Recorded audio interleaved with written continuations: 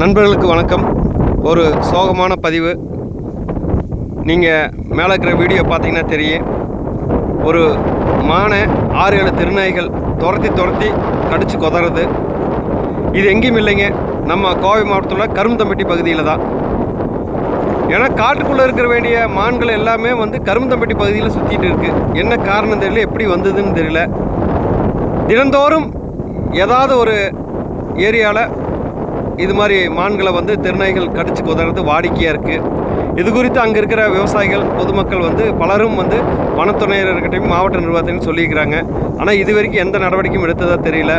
பாவம், ஒவ்வொரு வாயிலாக இந்த மான்கள் டெய்லி திருநாய்களால் கடிச்சு கொதறப்பட்டு குலையுயிரமாக அங்கே கடந்துட்டு வருது. இதுக்கு உடனடியாக நடவடிக்கை எடுக்கணும்னு அந்த பகுதி பொதுமக்கள் வேண்டுகோள் விடுக்கிறாங்க.